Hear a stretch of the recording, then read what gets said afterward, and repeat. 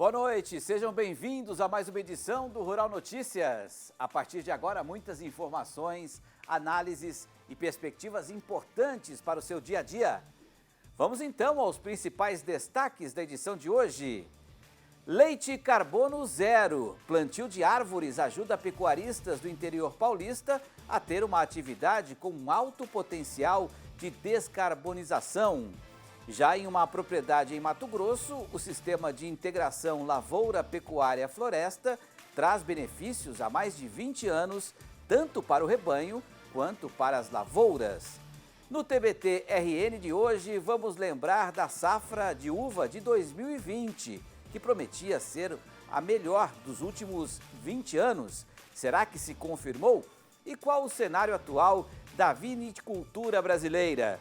Na previsão do tempo, chuva segue concentrada no centro-norte do Brasil e fim de semana deve seguir com chuvas em grande parte do país. E ainda, hoje, 25 de janeiro, é aniversário da maior cidade do país. São Paulo completa 470 anos. No RN de hoje, você vai ver que, além de ser conhecida por ser uma selva de pedras, a capital paulista também se destaca por meio de iniciativas ligadas à agricultura urbana. Tudo isso a partir de agora. Hoje é quinta-feira, dia 25 de janeiro de 2024 e o Rural Notícias já está no ar.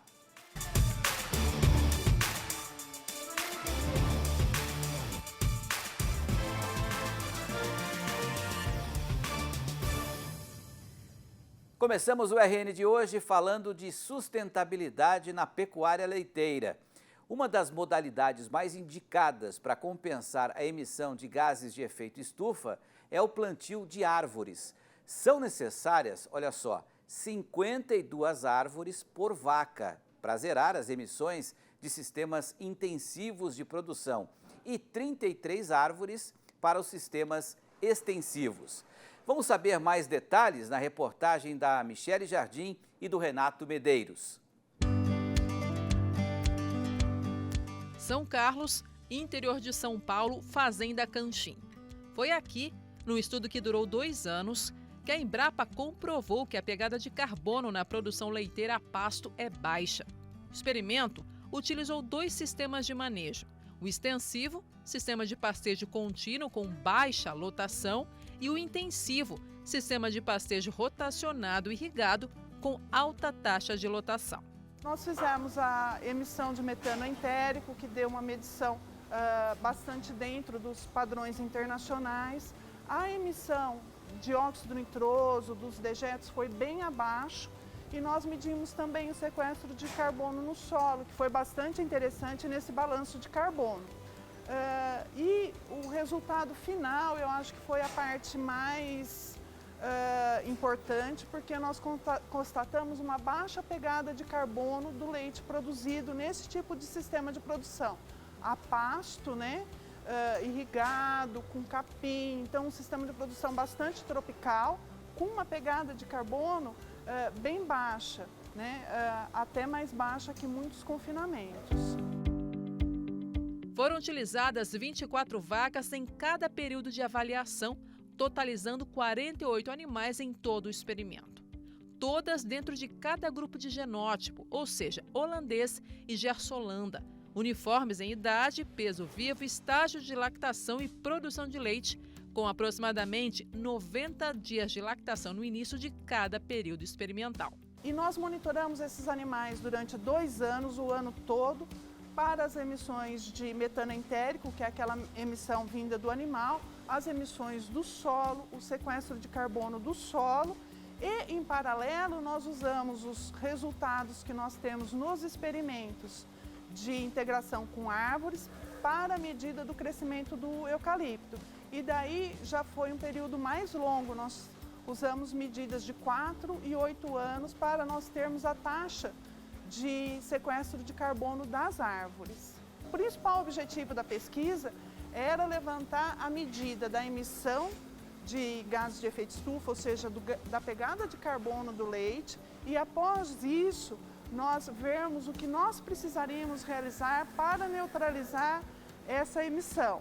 E a nossa estratégia aqui foi o plantio de árvores. Então, o objetivo principal da pesquisa foi a neutralização da emissão de gases de efeito estufa do leite e essa quantificação da quantidade de árvores. Nós chegamos a valores dependendo se a raça é mestiça, se a raça é pura, se o sistema é extensivo ou se é um sistema mais intensivo, entre 38 até 52 árvores plantadas por animal para abater as emissões na produção de leite. Então, além de ser um leite com baixa emissão de carbono, ainda nós demos um passo além, que foi o calcular o que seria necessário para nós zerarmos, ser uma produção de leite carbono zero.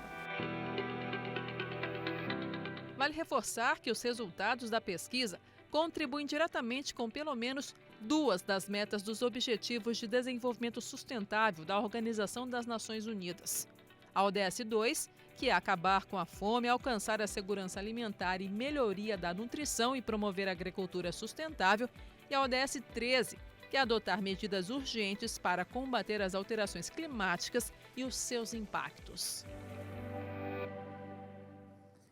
Essa foi uma reportagem produzida pelo programa Planeta Campo, que vai ao ar aqui na tela do Canal Rural, de segunda a sexta-feira, ao meio-dia.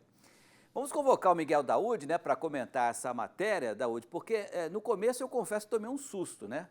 Mais de 50 vacas, aliás, mais de 50 árvores para compensar os gases de efeito estufa emitidos por apenas uma vaca, né? Mas depois, vendo que a pesquisa é algo muito sério, feito pela Embrapa, que é uma instituição séria, você tem que dar credibilidade, né? Ontem aqui no RN, Daúde, você já comentou sobre os desafios do mercado de carbono, né? A questão da definição das métricas, né? Como se vai aferir quanto se emite de gás carbônico, quanto é sequestrado, a questão das certificações, né? Mas agora eu queria que você falasse um pouco sobre essa tendência da agropecuária brasileira, do caminho da sustentabilidade, não só para preservar o meio ambiente, mas também por uma questão econômica. Boa noite, Daúde. Boa noite, Petri. Boa noite a todos. Pois é, Petri, esta matéria que nós acabamos de ver e ouvir, né, deve ser alvo, evidentemente, de uma premiação, que ela é uma matéria técnica, com explicações simples e muito bem feita em relação a um assunto que está no cotidiano hoje de todos os setores, né? A preservação do meio ambiente, ela explica muito bem e, evidente, tem o embasamento de uma empresa que tem toda a credibilidade, como nós falávamos ontem, que o importante é a credibilidade. Olha, matéria fantástica em relação ao assunto, porque nós ouvimos sempre que a emissão do metano, né, vinda dos animais, o boi, ele tem um sistema de ruminação em que o metano ele é 20 vezes, se eu não me engano, mais contaminante ou mais que exala, o gás carbônico. Ele é um gás que tem uma abrangência maior. E o que nós vimos aí nada mais foi do que o animal ele tem uma emissão de metano, essa emissão de metano que vai para a atmosfera nesta região, ora mais confinada, ora menos confinada. Você mede o que o animal faz e depois você, com a vegetação, por exemplo, que você se assustou aí com a questão das árvores, as árvores, na realidade, as árvores são carbono, né? Carbono que a fotossíntese sequestra da atmosfera. Então, se você tem uma emissão X e você tem uma captação Y, também X, perdão, você anulou. Então, a produção de leite, o leite que sai desta propriedade, ele sai com emissão zero de carbono, ou seja, você, para produzir aquele leite, você não contaminou ou não emitiu gás carbônico na atmosfera. Agora, Daúde, é importante... Daúde, a agricultura tem que ser assim, né, Petri? Você vai ter que provar por sistemas métricos e por sistemas de aferição de empresas responsáveis, e que você está fazendo tudo corretamente. E o Brasil tem condições de fazer isso perfeitamente. É uma questão econômica, né? Eu queria que você falasse um pouco sobre isso, porque essas árvores que você planta, elas podem também se tornar rentabilidade, a partir, por exemplo, da exploração da madeira, né? Na integração lavoura, pecuária, floresta, que a gente também vai falar sobre esse assunto, né? Como é que você vê essa questão econômica aliada à sustentabilidade? Não tenha dúvida que tem mais valor, né? Como nós vimos ontem, é uma atividade que, se você coloca no leite que emissão de carbono zero, evidentemente que as pessoas que defendem, né, a sustentação, né, do clima, a sustentabilidade do clima, que ele vai comprar aquele leite de que foi produzido, né, com emissão zero de carbono. Então, economicamente, é evidente que ele vai valer mais. E quando você tem uma rotação da floresta, de forma que essa floresta continue sendo suficiente para sequestrar o gás que está sendo emitido, evidente que você vai ter mais um ganho. Então, você tem...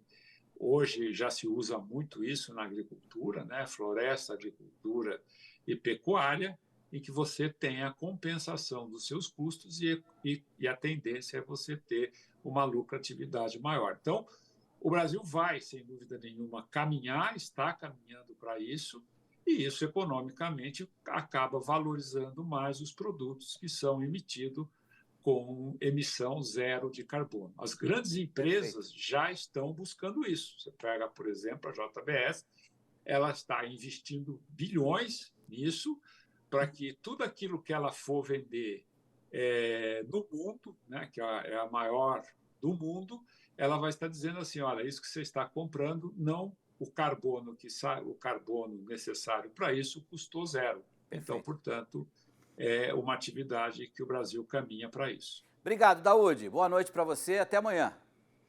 Até amanhã. Valeu.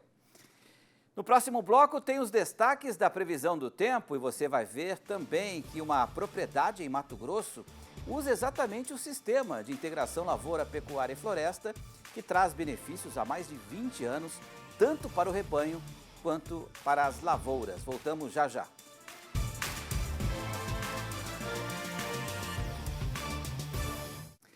E agora o assunto é como o resultado de uma boa produção está intimamente ligado ao manejo. Em uma propriedade em Mato Grosso, o sistema de integração lavoura, pecuária, floresta traz benefícios há mais de 20 anos. Para o rebanho, a fartura de comida o ano inteiro, sem contar no bem-estar dos animais, que têm pastos sombreados na integração com a floresta. Já para as lavouras, a ciclagem de nutrientes proporcionada pela sucessão de culturas faz toda a diferença na manutenção da fertilidade do solo.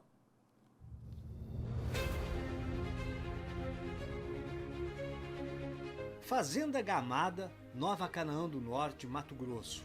Um projeto de pecuária com mais de 3 décadas e que evoluiu ao longo dos anos. O gado, antes criado de forma extensiva, agora divide espaço com outras atividades produtivas. Este ponto da fazenda pode-se dizer que é emblemático quando o assunto é a integração de sistemas. Deste lado, lavoura e pecuária.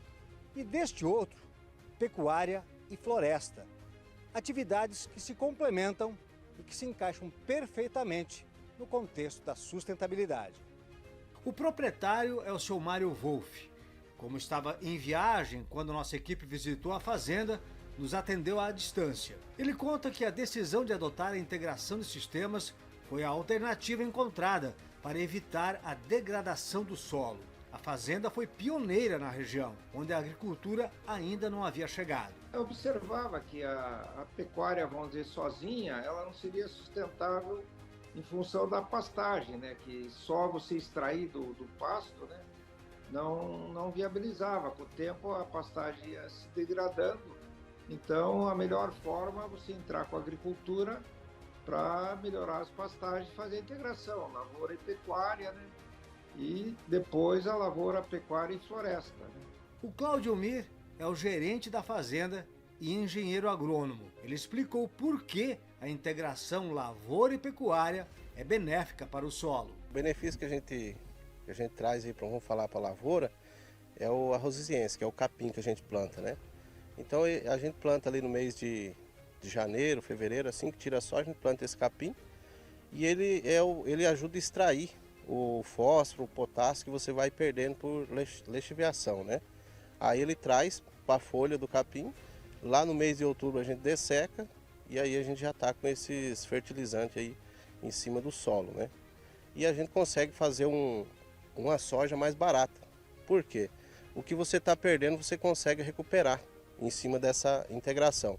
A área produtiva da fazenda é de 1.124 hectares. A pecuária é de ciclo completo, cria, recria e engorda. O rebanho é de 6.500 animais. A área de integração com floresta é de 100 hectares. Em parte da área foi plantada a teca, com fins comerciais. Em outra parte, eucalipto, que é usado como lenha para os secadores dos armazéns da fazenda. E ainda tem o pinho cunhabano, este último para o sombreamento e bem-estar animal. Hoje aqui tem um ganho de peso, né? De 100 a 150 gramas a mais aonde tem a integração de floresta com pecuária. E por quê? O bem-estar do animal, né? Até vocês viram quando chegaram ali, o gado está tudo deitado, descansando na sombra, né? E o outro capim hoje está verde, né? E é onde a gente vai ganhar peso, né? Em cima da mesma área a gente tem esse benefício, né? Produção de lenha, madeira e mais a carne. Para o proprietário, depois de 20 anos de experiências, não resta dúvida que integrar a produção é o caminho correto para se manter na atividade. Principalmente na sustentabilidade, né? Tanto do bem-estar animal, do ganho também que se tem, o incremento que se tem na questão aí de sequestro de carbono, né? As árvores, o bem-estar animal. Então é um ganha-ganha total, né?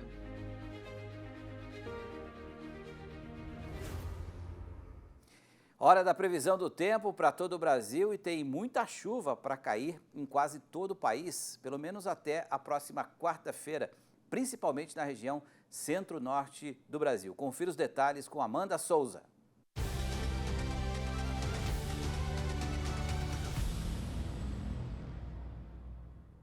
Olá, boa noite a todos que nos acompanham. A semana vai terminar com tempo instável, mas apesar disso, com poucas novidades no tempo. Isso porque a chuva vai seguir concentrada no centro-norte do Brasil. Nessas áreas aqui da imagem de satélite tem as nuvens carregadas associadas às ACAS, a frente fria que ainda avança. Nesta sexta-feira tem potencial de muita chuva, principalmente nessas áreas em amarelo e em vermelho do mapa. Desde Minas Gerais até o estado de Rondônia, são esperados volumes entre 70 e até 150 milímetros. Não se descarta o risco para transtornos, prejuízos, estragos com relação a alagamentos e também a erosão do solo. Deve ter também a paralisação das atividades de campo, principalmente nessas áreas no extremo norte de Minas, extremo norte de Goiás, sul do Tocantins e áreas aqui mais ao norte de Mato Grosso são esperados os maiores acumulados de chuva. Enquanto isso, pode chover em São Paulo, Paraná, partes de Santa Catarina, até no norte do Rio Grande do Sul tem previsão de chuva, mas pancadas rápidas, intercaladas com períodos de melhoria e, por enquanto, com nenhuma grande preocupação, o volume de chuva previsto é baixo e o risco de temporais também será baixo nesta sexta-feira. Falando de temperaturas, ainda tem a leve sensação de frio pela manhã, com 10 graus de mínima prevista em Bom Jardim da Serra, 16 graus em Caldas. No período da tarde, essa temperatura sobe, mesmo em áreas da região sul do Brasil.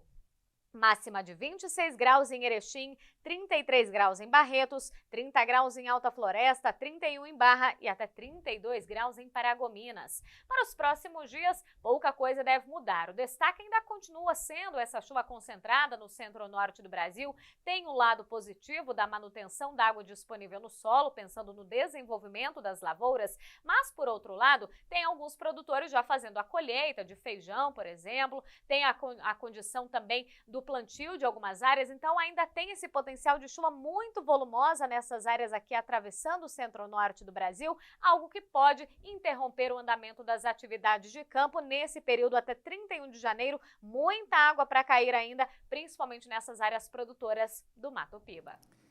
E atenção para um recadinho agora. Amanhã, 1h30 da tarde, tem programa Soja Brasil. Acompanhe alguns dos destaques.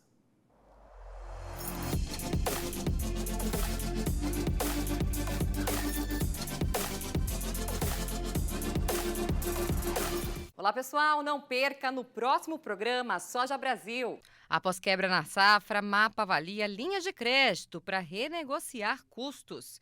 Vamos acompanhar como está o sistema aquaviário brasileiro. Os portos exportam cada vez mais soja. Na expedição Soja Brasil, você vai ver que na Bahia, produtores estimam perdas de 10% nesta temporada. Já no Rio Grande do Sul, tem produtor otimista com a safra. E tem também análise de mercado e previsão do tempo. Não perca o programa Soja Brasil. Te esperamos no dia 26 de janeiro, à 1h30 da tarde. Até lá! A gente se vê, até lá! E veja logo mais, no TBT-RN de hoje, vamos lembrar da safra de uva de 2020, que prometia ser a melhor dos últimos 20 anos. Será que se confirmou? E qual o atual cenário da produção de vinhos e uvas no Brasil?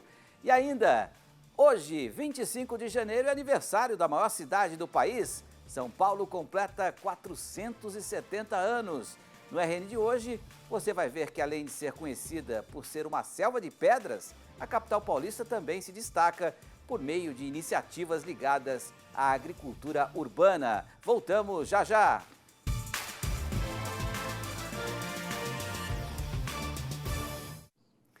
E como hoje é quinta-feira, vamos ao nosso TBT-RN. No dia 9 de junho de 2020, portanto 3 anos e meio atrás, uma das manchetes aqui do RN era: safra de uva no Rio Grande do Sul deve ser uma das melhores dos últimos 20 anos. Será que isso se confirmou? E qual é o atual estágio da produção de uvas e de vinhos no Brasil? Vamos lembrar e atualizar?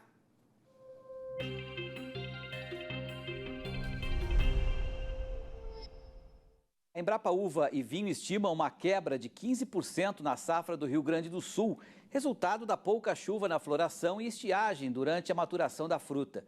Mesmo com a queda na produção, a Embrapa acredita que a qualidade aumente e aposta ainda que essa pode ser uma das melhores safras dos últimos 20 anos. Sempre que nós temos uma estiagem que compromete a lavoura de grãos aqui no Rio Grande do Sul, nós temos uma associação positiva com a qualidade das uvas para vinho. E fazia muito tempo que nós não tínhamos um verão com uma estiagem dessa dimensão e beneficiou muito a qualidade da maturação, embora tenha prejudicado um pouco a quantidade da safra. Mas sempre é mais interessante ter qualidade do que quantidade em se tratando de vinho. Mas será que a manchete se confirmou? A safra de 2020 de uva foi realmente uma das melhores dos últimos 20 anos? Se confirmou, sim. Tanto que hoje é até difícil encontrar no mercado os vinhos da safra 2020, porque os consumidores de vinho são atentos a essas questões da safra e eles consideram na compra também comprar vinhos das safras mais renomadas. E, de fato, na safra de 2020, nós tivemos uma condição de influência diferente da agora, né? Nós tivemos, foi Laninha. A Laninha define um clima muito mais seco, uma influência de clima muito mais seco nos verões aqui do sul. E o período seco favoreceu a qualidade da maturação da uva, a sanidade, e, por outro lado, foi uma seca também bastante severa, prejudicou um pouquinho a concentração de água na uva, mas para a qualidade dos componentes de açúcar, pigmentos, equilíbrio de taninos, foi bastante favorável. Em relação à safra seguinte, a de 2021, segundo o pesquisador da Embrapa, ainda teve influência do Laninha, porém de uma forma mais moderada, produção maior e qualidade considerada boa, mas inferior à de 2020. Já as safras de 22 e 23, Mauro Zanus define como normais, sem sofrer impactos de fatores climáticos extremos. Nesses 2 anos, a qualidade dependeu da região onde a uva foi cultivada e do emprego de tecnologia adequada. Já a atual safra, a de 2024, teve seu início de brotamento em agosto do ano passado e desde então vem sendo impactada por um El Niño muito forte. Desde o início da brotação das plantas, prejudicando a floração, então prejudicando o componente do rendimento em termos de quantidade, também dificultando os tratos culturais, a aplicação de defensivos, e se estima uma redução média de cerca de 20% na produção desse ano em termos quantitativos. Alguns locais ainda sofreram alguma geada primaveril, que também, e mesmo granizo, e também prejudicou. E com relação à qualidade, a definição da qualidade ainda está em curso, né? Essas primeiras cultivares que estão sendo colhidas, muitas delas destinadas à produção de suco de uva e uva de mesa, em função das fortes chuvas, têm apresentado um grau de açúcar um pouco abaixo do que nós gostaríamos que fosse, né? Com relação às demais variedades, as uvas para elaboração de espumantes, a qualidade está muito boa. Para vinho tinto, que são os vinhos de Merlot, Cabernet, Taná, ainda é cedo para falar. Vai depender muito de como o clima se comportar daqui para frente. O pesquisador da Embrapa também destacou o que mudou no cenário da viniticultura do Brasil nos últimos 3 anos e meio, desde a última entrevista. O que de novidade tem principalmente a expansão da vitivinicultura no centro do Brasil, na região do Cerrado e na região do Sudeste. Tem ocorrido uma certa expansão em função de ter um sistema de produção chamado vinhos de inverno, em que eles fazem uma técnica da dupla poda, que permite colher em junho, julho, né, um período mais seco. Com relação aqui à região sul, o quadro é mais estável, né? Não é um quadro de redução da área de plantio, mas tampouco de expansão. O que a gente vê é que a tecnologia tem melhorado cada vez mais, as empresas têm procurado se atualizar em termos de tecnologia e também se atualizar em função do que os mercados estão demandando. Hoje o brasileiro conhece muito mais sobre vinho do que conhecia há 20 anos atrás. Enfim, o mercado de vinhos não é um mercado estático, ele está sempre cheio de novidades. E hoje, 25 de janeiro, a cidade de São Paulo completa 470 anos. A capital paulista, que abriga cerca de 25% da população total do estado, é conhecida por ser uma selva de pedras. Mas o cinza, que predomina o cenário da cidade, vem abrindo espaço para outra cor, o verde. Uma das razões disso são as iniciativas ligadas à agricultura urbana, que aos poucos vem transformando a paisagem paulistana. Veja na reportagem do João Nogueira.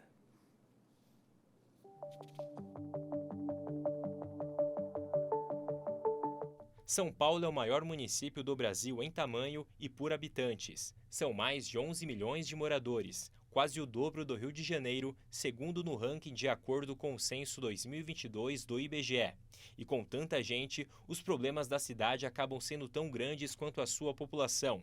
A melhora na qualidade de vida é um dos vários desafios encontrados por aqui, e uma das soluções seria a ampliação da vegetação. De acordo com o plano diretor do município, atualmente, apenas 1/3 de área da metrópole é considerada rural. Na cidade que nunca dorme, ainda existe muito espaço onde a cor cinza pode ceder lugar ao verde. E uma importante aliada nesta tarefa, colaborando também com o fortalecimento dos sistemas agroalimentares, é a agricultura urbana. Ela possui o potencial de atender essas necessidades, de abastecimento de alimentos, aumentar a disponibilidade e a diversidade dos alimentos in natura e minimamente processados. Só que, para além da função de fornecimento de alimentos, a produção de alimentos dentro e próxima da cidade também estimula a mudança nos padrões de consumo, ela tem efeitos pedagógicos ambientais e alimentares, ela gera renda e desenvolvimento local e ela tem efeitos ecossistêmicos. Em setembro de 2023, o Decreto Presidencial número 11.700 elaborou o Programa Nacional de Agricultura Urbana e Periurbana, criando bases para potencializar a produção nas grandes cidades e contribuir no combate à insegurança alimentar. O projeto pode estimular ações na capital paulista, mas a boa notícia é que as atividades agrícolas no município já acontecem e transformam ambientes e a realidade social. Uma das maiores administradoras de condomínios do país deu início no ano passado à implantação de hortas urbanas em edifícios paulistanos. O objetivo é criar 3.000 espaços dedicados ao cultivo de hortaliças e inspirar outras ações parecidas por toda a cidade. A cidade de São Paulo é um grande exemplo para toda a América Latina, né? Em termos econômicos, em termos sociais e em termos ambientais também precisa ser. Obviamente a complexidade é muito grande, nós sabemos, é uma cidade muito populada, mas mesmo assim, aqui nós temos a grande oportunidade de demonstrar que a conexão entre o vivo, as pessoas e a natureza funciona em qualquer situação, em qualquer cidade, em qualquer nível de complexidade. Um relatório do Centro de Estudos da Metrópole da FAPESP indica que a capital paulista tem mais prédios do que casas. Com isso, a cidade que cresce para cima tem um alto potencial para investir em projetos que mudam a paisagem. E para isso, é necessário inovar. Foi o que fez este shopping da capital, que além de contar com uma usina de compostagem, desde 2012 mantém ativa uma horta de 6.000 metros quadrados no topo do empreendimento. A gente faz a colheita a cada 45 dias, né? Então a gente criou o dia da colheita, onde praticamente todos os funcionários sobem no telhado, faz a colheita, retiram o alimento que levam para suas casas e a cada 45 dias a gente colhe mais de 3.000 hortaliças e verduras que os próprios funcionários retiram e levam para a sua casa. O paulistano adora um passeio no shopping. Não à toa, a cidade que completa 470 anos é a que mais tem empreendimentos do tipo no país. Mas esses centros comerciais podem oferecer bem mais do que opções para compras. Um exemplo disso é o projeto Telhado Verde. O trabalho, que envolve a participação dos colaboradores de todo o centro comercial, inicia na praça de alimentação, onde são separados resíduos que podem servir para compostagem. 30 toneladas do composto são utilizadas no telhado e o que sobra é doado para instituições da capital. Na horta, são 4.000 caixas e mais de 100 variedades. A iniciativa, além de gerar frutos, gera economia estimada em R$1 milhão por ano para o empreendimento, o que inspira ações similares na metrópole. O Shopping Eldorado ele foi pioneiro nessa plantação outdoor, né, de plantação do telhado verde. E a gente já recebeu mais de 20.000 visitantes em todo o período. Então, cada um que vem aqui leva um pouquinho da experiência que a gente passa para eles e acabam se multiplicando vários telhados na região de São Paulo. O Josué é um dos agricultores responsáveis pela manutenção da horta. A rotina de trabalho é encarada com satisfação, dada a importância do projeto. De manhã eu subo para cá, né, até às 10, cuido do planto, colho, manejo as compostagens e às 10 horas a gente desce para fazer a compostagem. É gratificante. É o futuro, né?